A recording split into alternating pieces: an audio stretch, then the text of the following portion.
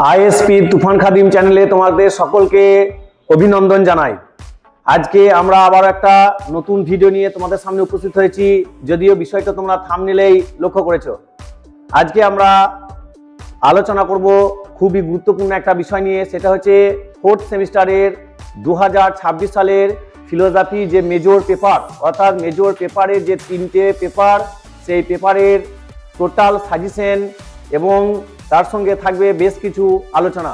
তাই সম্পূর্ণ সাজেশন পেতে ভিডিও স্কিপ না করে পুরো ভিডিওটি দেখো। যদি তোমরা এই প্রশ্নের উত্তরগুলো পেতে চাও তাহলে অবশ্যই স্ক্রিনে দেওয়া যে হোয়াটসঅ্যাপ নাম্বার আছে সেই হোয়াটসঅ্যাপ নাম্বারের মাধ্যমে যোগাযোগ করে তোমরা সমস্ত এই সাজেশনের উত্তর এবং উত্তরের পিডিএফ গুলো তোমরা পেয়ে যাবে। তাহলে সময় নষ্ট না করে আমরা চলে যাব সরাসরি স্ক্রিনের দিকে, সেই সাজেশনের গুরুত্বপূর্ণ প্রশ্নগুলোর সম্পর্কে বিস্তারিত জানার জন্য। দেখো স্ক্রিনের সামনে তোমাদের কাছে রয়েছে পেপার 1, অর্থাৎ তোমাদের যে মেজর পেপার, সেই মেজর পেপার 1 এর যে সিলেবাস, সেই সিলেবাসটা তোমাদের সামনে এখন আমি আপাতত কিছুটা রেখেছি, কারণ একটু বড় না করলে বুঝতে অসুবিধা হবে বলে। পরে আরো প্রশ্ন আছে, সেগুলো অ্যাড করা হবে।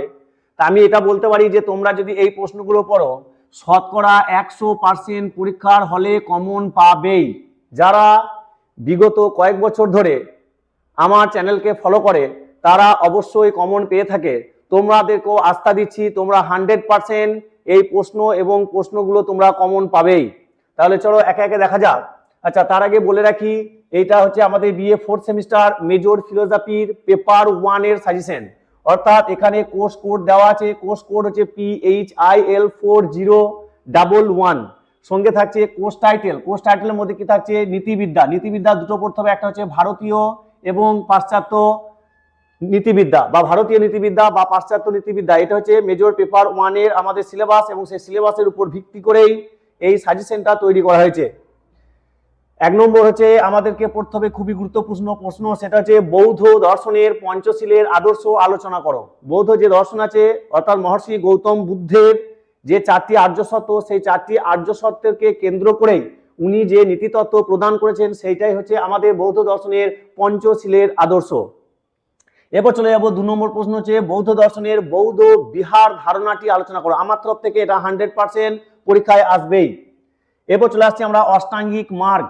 এটাও কোথা থেকে আছে? না, বৌদ্ধ দর্শন থেকে আছে। অর্থাৎ মহর্ষি গৌতম বুদ্ধ যে 4টি আর্য সত্য বলেছেন, সেই 4টি আর্য সত্যে যে চতুর্থ আর্য সত্য, সেই চতুর্থ আর্য সত্যে দুঃখের কারণের পথ হিসাবে উনি 8টি মার্গের উল্লেখ করেছেন।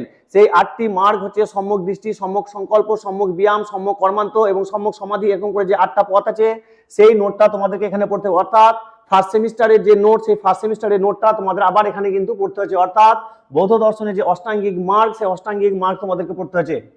এরপরে পড়তে হচ্ছে মহাব্রত কাকে বলে, জৈনদের মহাব্রত আলোচনা করো। কেউ আটকাতে পারবে না, 100% পরীক্ষায় আসবে। এবার মহাব্রত আর অনুব্রত যদি পরীক্ষায় আসে, তাহলে শুধুমাত্র একটা জায়গায় ডিফারেন্স আছে, অর্থাৎ একটু পার্থক্য করতে হবে।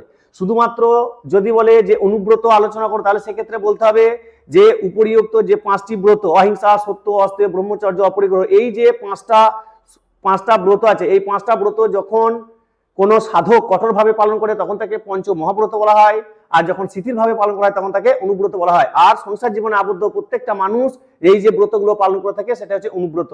যাই হোক, আমি একটু আলোচনা করলাম, যদি কখনো মহাব্রত জায়গায় যদি অনুব্রত দেয়, তখন এই অংশটা বললেই শুধুমাত্র হবে। এরপর চলে যাবো আমরা জৈন দর্শনের ত্রিরত্ন বা ত্রিতত্ত্ব আলোচনা করো। খুব ইম্পর্টেন্ট প্রশ্ন কিন্তু, হ্যাঁ, ত্রিরত্ন বা ত্রিরত্ন আলোচনা করো। এবার চলে আসবো 6 নম্বর, আমরা পাশ্চাত্য দর্শনের কিছু সাজেশন এই পেপারে রাখা হয়েছে। নৈতিক বিচারের স্বীকার্য সত্যগুলি আলোচনা করো। এরপর চলে আসছি আমরা নিয়ন্ত্রণবাদ। নিয়ন্ত্রণবাদ ও অনিয়ন্ত্রণবাদের মধ্যে পার্থক্য আলোচনা, খুবই গুরুত্বপূর্ণ প্রশ্ন। তারপর আছে সুখবাদ কি, সুখবাদের গণনা প্রণালী আলোচনা করো। সুখবাদ কি, সুখবাদের গণনা প্রণালী আলোচনা করো। এরপর চলে মিল ও বেনথামের উপযোগবাদ, আসবে পরীক্ষায় 100%। মিল ও বেনথামের উপযোগবাদ তুলনামূলক আলোচনা করো। এর সঙ্গে থাকছে সুখবাদের হেয়ালি আলোচনা করো। সঙ্গে থাকছে নীতি কর্তব্যবাদ ও কর্মকর্তব্যবাদের মধ্যে পার্থক্য আলোচনা করো। আরো থাকছে কান্টের নীতিতত্ত্ব আলোচনা করো। এছাড়াও আমাদেরকে পড়তে হচ্ছে শাস্তি সম্পর্কে সংশোধনাত্মক মতবাদ আলোচনা করো, শাস্তি সম্পর্কে প্রতিরোধাত্মক মতবাদ আলোচনা করো, শাস্তি সম্পর্কে প্রতিশোধাত্মক মতবাদ আলোচনা করো। আমি আবার রিপিট করছি, এই 3টে প্রশ্নের মধ্যে, অর্থাৎ এই যে 3টে প্রশ্ন, অর্থাৎ সংশোধনাত্মক, প্রতিরোধাত্মক এবং প্রতিশোধাত্মক, এই তিনটে প্রশ্ন করলে তুমি দুটো প্রশ্ন কমন পাবেই, অর্থাৎ এই তিনটের মধ্যে কোনো একটা 5 নম্বরের জন্য আসবে, কোনো একটা 10 নম্বরের জন্য আসবে, অর্থাৎ এই তিনটে প্রশ্ন আমাদেরকে পড়তেই হচ্ছে। তার সঙ্গে থাকছে প্রাণদণ্ড বা মৃত্যুদণ্ডের সপক্ষে ও বিপক্ষে যুক্তি দাও। তারপর থাকছে স্বস্তি মৃত্যু কাকে বলে, এর প্রকারভেদগুলি আলোচনা করো। লিঙ্গ বৈষম্য লিখে রাখো, ভিভিআই লিঙ্গ বৈষম্য 100% লিখে রাখো, লিঙ্গ বৈষম্য কাকে বলে এর উত্তর সম্পর্কে আলোচনা করো। আর থাকছে এই পেপারে লাস্ট প্রশ্ন, আত্মহত্যার সপক্ষে এবং বিপক্ষে যুক্তি দাও। এই টোটাল মেজর পেপার 1 এর 19টা প্রশ্ন করলে আমি শিওর 100% তুমি প্রত্যেকটা বড় প্রশ্ন অর্থাৎ 5 নম্বর এবং 10 নম্বরের সমস্ত প্রশ্ন তুমি কমন পাবে। কারো হয়তো মনে প্রশ্ন হতে পারে যে স্যার 19টা প্রশ্ন কিভাবে পড়বো। দেখো তোমাদের সিলেবাসটা হচ্ছে অনেক বড়, একটা হচ্ছে ভারতীয় নীতিবিদ্যা এবং পাশ্চাত্য নীতিবিদ্যা, তাহলে সিলেবাসটা যেহেতু অনেক বড় সেক্ষেত্রে প্রশ্ন কম বেশি 50 থেকে 60টা শুধু প্রশ্ন আছে, তার থেকে কাটছাট করে এইভাবে 19টা প্রশ্ন তোমাদের এই প্রথম পেপারে সাজেশনে এসছে। যেহেতু তোমরা বড় হয়েছো তাই তোমাদেরকে মোটামুটি এরকম 19টা 20টা এক একটা পেপারে কিন্তু পড়তেই হবে, নাহলে কমন পাওয়াটা কিন্তু চাপ আছে। তার মধ্যে কিছু কিছু প্রশ্ন আমি ক্লু দিয়েছি, সেগুলো অবশ্যই তোমাদেরকে পড়তে হবে, অর্থাৎ তোমরা কমন পাবেই। এরপর দেখো আমরা চলে আসছি আমাদের পেপার 2 অর্থাৎ মেজর পেপার 2। সেই মেজর পেপার 2 তে কি থাকছে, কোর্স কোড হচ্ছে এটা PHIL 4012, সঙ্গে থাকছে কোর্স টাইটেল। কোর্স টাইটেলের মধ্যে পড়তে হবে ওয়েস্টার্ন লজিক, এটাকে লজিক 1ও বলা হয় অর্থাৎ অবরোহ। এখান থেকে দেখো লেখা আছে, এখান থেকে পুরো লজিক তোমাদেরকে প্র্যাকটিস করতে হবে, অর্থাৎ বিশেষ কিছু নোট তোমাদেরকে পড়তে হবে না। যদি বলো ভালো মার্কস পেতে চায় তাহলে অবশ্যই এখান থেকে কি করতে হবে, লজিক করতে হবে। আর যদি কোনো লজিকের সমস্যা হয়ে থাকে তাহলে অবশ্যই ডেসক্রিপশনে সেই লজিকের যে পার্ট অর্থাৎ তোমাদের সিলেবাস অনুযায়ী যে লজিকের যে ভিডিও, সেই ভিডিও সুন্দর করে বানানো আছে, তোমরা সেখানে গিয়েও কিন্তু পার্ট করে তোমরা তোমাদের লজিকগুলোকে শিখতে পারবে। এই লজিকের পেপার নিয়ে একটা বিস্তারিত আমি একটা সুন্দর ভিডিও তোমাদের জন্য অবশ্যই বানাবো, তাহলে এরকম ভিডিও পেতে অবশ্যই চ্যানেলকে সাবস্ক্রাইব করে রাখো। আর যদি ভিডিও ভালো লেগে থাকে তাহলে অবশ্যই একটা লাইক দিও। এরপর হচ্ছে আমাদের মেজর পেপার 3 অর্থাৎ মেজর পেপার 3 4th সেমিস্টারে যেটা আমাদেরকে পড়তে হবে সেটা হচ্ছে তর্ক সংগ্রহ বা ইন্ডিয়ান লজিক। সেই তর্ক সংগ্রহ বা ইন্ডিয়ান লজিক কি আমি একটু বলে দিই, 2-1 মিনিটের ব্যাপার। তর্ক সংগ্রহ বা ইন্ডিয়ান লজিক হচ্ছে ন্যায় এবং বৈশেষিক দর্শনের বাক্যত্রাসে কিছু আলোচনা, অর্থাৎ ন্যায় এবং বৈশেষিক দর্শনের যে সমস্ত আলোচনা আছে সেই আলোচনার কিছু কিছু টপিকগুলোকে তর্ক সংগ্রহ, অর্থাৎ অন্নং ভট্ট তার রচিত দীপিকা টিকায় এই সমস্ত আলোচনাগুলো করেছেন।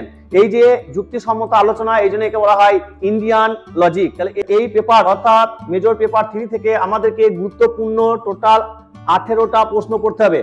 আমি 100% বলতে পারি এখান থেকে তুমি কিন্তু কমন পাবেই, অর্থাৎ দুটো বড় প্রশ্ন 10-এর এবং 4টে 5 নম্বরের 100% কমন পাবে। তাহলে চলো একে একে দেখে নি। 1 নম্বরে পড়তে হবে, প্রথমে মান 10-এর গুলো আমরা আলোচনা করে দিই। প্রথমে হচ্ছে তর্ক সংগ্রহ গ্রন্থে প্রবৃত্ত বুদ্ধির লক্ষণটি ব্যাখ্যা করো, মোস্ট ইম্পর্টেন্ট প্রশ্ন। তারপরে পড়তে হবে অনত্তা সিদ্ধ এর বিভিন্ন প্রকারভেদগুলি আলোচনা করো।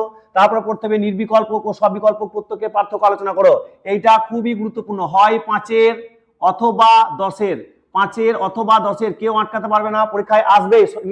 নির্বিকল্পক ও সবিকল্পক প্রত্যক্ষ, এটা সম্ভবত ক্লাস 11-এও তোমরা পড়েছিলে। নিষ্প্রকারকম জ্ঞানম নির্বিকল্পকম প্রত্যক্ষম, অর্থাৎ যে যার কোনো প্রকার নেই, যার কোনো নাম বিশেষণ বর্জিত যে প্রত্যক্ষ তাকে নির্বিকল্পক প্রত্যক্ষ বলে। সবিকল্পক হচ্ছে তার বিপরীত, যার নাম বিশেষণ যুক্ত আছে সেগুলো হচ্ছে সবিকল্পক প্রত্যক্ষ। এরপর চলে যাবো আমরা অনুমিতি লক্ষণ ব্যাখ্যা করো। এরপর চলে যাবো বিভিন্ন প্রকার হেত্যাবাস আলোচনা করো, মোস্ট ইম্পর্টেন্ট। হেত্যাবাস থেকে একটা প্রশ্ন আসবেই, 5 প্রকার হেত্যাবাস আছে, সেই 5 প্রকার হেত্যাবাসে যে কোনো একটা অথবা দুটো যে কোনো একটা পরীক্ষা আসবে। শব্দবোধের শর্তরূপে আকাঙ্ক্ষা যোগ্যতা সান্নিধ্যের ব্যাখ্যা করো। দীপিকা টিকা অনুযায়ী সংশয় বিপর্যয় তর্ক আলোচনা করো। শিওর আছে এটা পরীক্ষায়, হয় তুমি 10-এ পাবে, নয় 5-এ পাবে, অথবা 2 নম্বরের জন্য কিন্তু আসবে এখান থেকে। এরপর চলে আসবো লক্ষণা কাকে বলে বা লক্ষণ কাকে বলে উদাহরণ সহ আলোচনা করো। এই টোটাল 8টা প্রশ্ন শুধুমাত্র 10 নম্বরের জন্য গুরুত্বপূর্ণ নয়, এগুলো 5 নম্বরের জন্য গুরুত্বপূর্ণ এবং এর ভিতরে যে ছোট ছোট পয়েন্টগুলো আছে সেই পয়েন্টগুলো 2 নম্বরের জন্য গুরুত্বপূর্ণ। অতএব এই 8টা প্রশ্ন পড়লে তুমি মান 2, 5 এবং 10 কমন পাবেই পাবে। এরপর চলে আসছি আমরা মান 5-এর বেশ কিছু গুরুত্বপূর্ণ প্রশ্ন, যেমন অন্নং ভট্ট এর মতে প্রমার লক্ষণ ব্যাখ্যা করো। তারপর চলে আসছি ব্যাপ্তির প্রকারভেদ বা ব্যাপ্তি সম্পর্কে পক্ষধর্মতা জ্ঞান ব্যাখ্যা করো।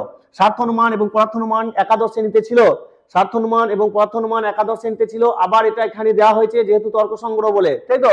এবার চলে আসছে শব্দ প্রমাণ কি, পৃথক প্রমাণ রূপে অন্নং ভট্টকে অনুসরণ করে আলোচনা করো। অন্নং ভট্টকে অনুসরণ করে বিভিন্ন প্রকার কারণ আলোচনা করো। ব্যাপ্তি প্রতিষ্ঠার উপায়গুলি ব্যাখ্যা করো। 5টা আছে দেখবে, ব্যাপ্তি প্রতিষ্ঠার উপায়। অন্নং ভট্টকে অনুসরণ করে স্মৃতি লক্ষণ ভিভিআই, স্মৃতি লক্ষণ হচ্ছে ভিভিআই। এরপর করতে হবে পঞ্চম অবয়বী ন্যায় কি তা আলোচনা করো। প্রতিজ্ঞা, হেতু, উদাহরণ, উপনয় এবং নিগমন।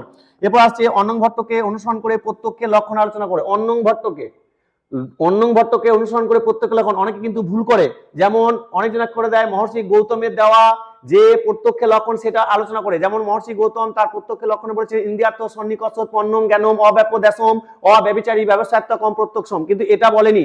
এখানে বলা হয়েছে অন্নং ভট্ট কি বলেছেন, ইন্দ্রিয়ার্থ সন্নিকর্ষ জ্ঞানম প্রত্যক্ষম। এইটুকুটা শুধুমাত্র কি করতে হবে, ব্যাখ্যা করতে হবে, গুলি ফেললে হবে না। এরপর চলে আসছে অন্নং ভট্টকে অনুসরণ করে প্রত্যক্ষ প্রমাণ আলোচনা করো। যাই হোক, ওইটার একটু শুধুমাত্র এদিক ওদিক করতে হবে। তাহলে এই ছিল আপাতত আমাদের মেজর 3 যে পেপার, সেই পেপারের একটা গুরুত্বপূর্ণ সাজেশন। এছাড়াও টোটাল সাজেশনটার পিডিএফ যদি তোমরা পেতে চাও তাহলে অবশ্যই এই যে হোয়াটসঅ্যাপ নাম্বার দেখছো, এই হোয়াটসঅ্যাপ নাম্বারের মধ্যে যোগাযোগ করতে পারো। আর যদি বলো যে আমাদের পুরো উত্তর লাগবে, সেই উত্তরের ক্ষেত্রেও কিন্তু তোমরা হোয়াটসঅ্যাপের মাধ্যমে যোগাযোগ করতে পারো। এই ছিল আপাতত আমাদের আজকের ভিডিও, 4th সেমিস্টারের মেজরের 3টি পেপারের সাজেশন নিয়ে আলোচনা। আজকের মতো এই পর্যন্ত, দেখা হবে আবার পরের ভিডিওতে।